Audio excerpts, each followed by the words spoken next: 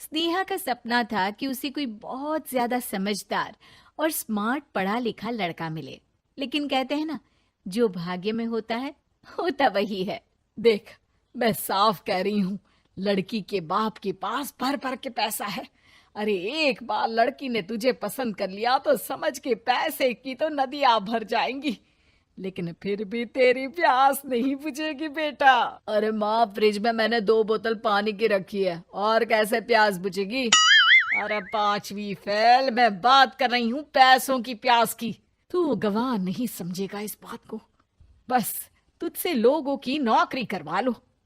वो क्या है ना आशीष की माँ, वो सीधा है, और जिसे तू लोगों की नौकरी बोल रही है ना, वो आशीष का प्यार है अपने लोगों के लिए, जिनसे वो प्यार करता है या जिनसे जुड़ा हुआ है वो। अरे जमाना नहीं रहा वो। अरे आज की डेट में तो ना बेटा माँ का है, ना ही पति पत्नी का। कैसी बात कर रही है माँ? चाहे दुनिया यहाँ की वहाँ क्यों ना हो जाए, मैं आपके बिना नहीं रह सकता, ना ही मैं आपको कभी धोखा दे सकता हूँ। अरे हाँ, ठीक है ठीक है। देख, लड़की को पढ़ा लिखा लड़का चाहिए तो वहां चुप रहना। जबान खोलेगा तो पता चल जाएगा कि 5वीं पास है। अरे तो पढ़ा देती ना आगे। माना सौतेली माँ हो, लेकिन दहेज की लालच तो अपने बेटे जैसी ही रख रही हो। पापा ऐसा मत बोलिए ना माँ को, वो मेरी माँ है, मैं उनसे बहुत प्यार करता हूँ। अच्छा अच्छा बेटा, कुछ नहीं कहता, बस तैयार हो जा, चलते हैं और देखते हैं कि कौन है लड़की और क्या चाहती है। सभी मिलकर लड़की देखने जाते हैं, जहाँ स्नेहा आशीष को देखकर ही इम्प्रेस हो जाती है। वाह, कितना हैंडसम है, काश इससे मेरी शादी हो जाती, लेकिन पता नहीं कितना पढ़ा लिखा है। स्नेहा, लड़का बहुत अच्छा है, बेचारी की माँ दूसरी है, लेकिन देख रही है ना, हीरा भी इतना चमकीला नहीं होगा जितना कि ये। स्नेहा को समझ नहीं आता कि वो क्या करे। वो आशीष से मिलती है, उसकी सादगी, उसकी बातें उसे भा जाती है। मैंने नहीं सोचा था कि इतना पढ़ा लिखा लड़का मुझे मिलेगा। मैं शादी करने के लिए तैयार हूँ। और फिर स्नेहा और आशीष की शादी हो जाती है। शादी के बाद सासू माँ कहती है, अरे बेटा, वो तेरे जेवर मुझे दे दे, मैं संभाल कर रख दूंगी। स्नेहा, जो कि खुद भी एक समझदार लड़की थी, नहीं नहीं, मैं अपने जेवर नहीं दूंगी, उसके लिए तो मैंने पहले ही लॉकर खुलवा लिया था माँ जी। ये मेरी कुछ आर्टिफिशियल ज्वेलरी है, इसे रख लीजिए। वैसे मेरी अलमारी में जगह नहीं है ना। सास बेचारी नई नई बहू से क्या उलझती। सुनिए जी, मैंने आपके लिए खाना और नाश्ता बना दिया है। ऑफिस कब जाना है? कौन से ऑफिस में? मैं तो घर का सारा काम करता हूँ। हाँ, क्या बात कर रहे हैं?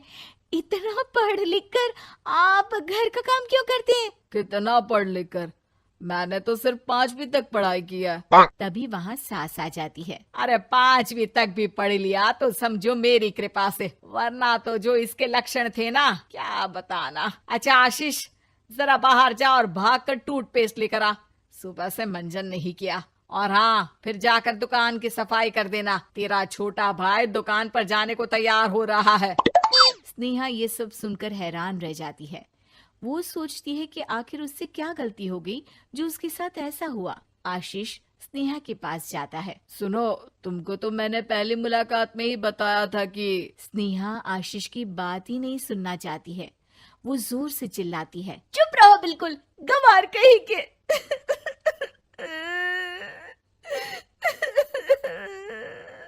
कितना बड़ा धोखा हो गया मेरे साथ, अब मैं इस घर में नहीं रह सकती। प्लीज ऐसी बात मत करो, मेरी पत्नी हो तुम, जैसे बोलोगी मैं वैसा करूंगा। मैं कोशिश करूंगा बाहर जाकर कोई काम ढूंढ लूं, पर प्लीज मत जाओ। चुप रहो गंवार कहीं के, मैं तुम्हारे जैसी की बीवी हो ही नहीं सकती। आशीष स्नेहा को लाख समझाने की कोशिश करता है, लेकिन वो अपने मायके चली जाती है। माँ चलिए ना, स्नेहा को मना कर लेकर आते हैं। अरे जाओ, बनाने जाए मेरी जूती। इतना घमंड, जैसे कलेक्टर हो कहीं की महारानी। अरे मैं तो तुझे कहूंगी कि तू भी भूल जा, हमने नहीं भगाया, खुद ही तो गई है। माँ वो बीवी है मेरी, मैं प्यार करता हूँ उससे, मैं जा रहा हूँ उसे लेने। वहीं स्नेहा के घर पर, माँ वो तो कुछ काम ही नहीं करता, घर का नौकर है, 5वीं पास। मैं नहीं रह सकती ऐसे आदमी के साथ माँ।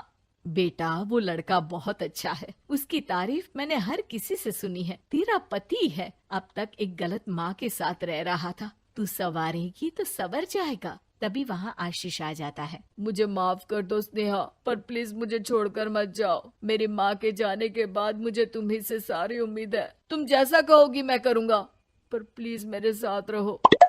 सबके समझाने बुझाने के बाद स्नेहा आशीष के साथ घर आ जाती है। आ गई महारानी, अब आई हो और सच्चाई भी पता चल गई है, तो थोड़ा तमीज से पति के साथ घर देख, रसोई संभाल और हम सबकी सेवा कर। देखो, मैं अब इस घर में बंटवारा चाहती हूँ।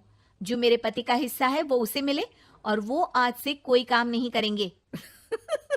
हिस्सा ले लो, लेकिन कमाओगे क्या, खाओगे क्या, धूल मिट्टी। अरे तेरा पति किसी काम का नहीं है, वो तो मेरा बेटा कमा रहा है तो 2 रोटी मिल जाती है इसे। तभी वहाँ स्नेहा के ससुर आ जाते हैं। मैंने एक बंद फैक्ट्री को पहले ही आशीष के नाम कर दिया है और घर के 2 तल्ले में 1 तल्ला ले लो। मैं तो आशीष के पास रहूंगा, वकील थोड़ी देर में आता ही होगा। अरे जाओ जाओ, 2 दिन में भूख से तड़प कर सब वापस आ जाओगे। बढ़िया आई बहू बेटे वाली। फिर क्या था, स्नेहा आशीष के साथ मिलकर बंद फैक्ट्री को खोलती है और मन लगाकर काम करती है। दोनों की मेहनत रंग लाती है और आशीष अपनी मेहनत से एक सफल बिजनेसमैन बन जाता है। लेकिन एक दिन, अरे बहू बेटा आशीष, मुझे माफ कर दो, मैं भी अब तुम लोगों के साथ रहना चाहती हूँ। इस कमबख्त ने तो दुकान का बेड़ा गर्क कर दिया। वो तो आशीष था जो सारा दुकान का काम संभालता था। बेटा हमारे पास तो अब खाने को भी नहीं बचा। माँ जी, इसे कर्म के फल कहते हैं।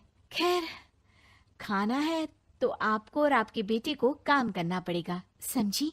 हे भगवान, अब ये दिन आ गए हैं कि बहू के साथ रहने के लिए मुझे काम करना पड़ेगा। बेटा आशीष, तू ही समझाना अपनी बीवी को। पता है ना मैंने तुझे कितने प्यार से पाला है। हाँ माँ, वो तो ऐसे ही बोल रही है आपको। अरे घर में कामकाज के लिए बहुत सारे नौकर चाकर है, आप आराम से रहिए माँ।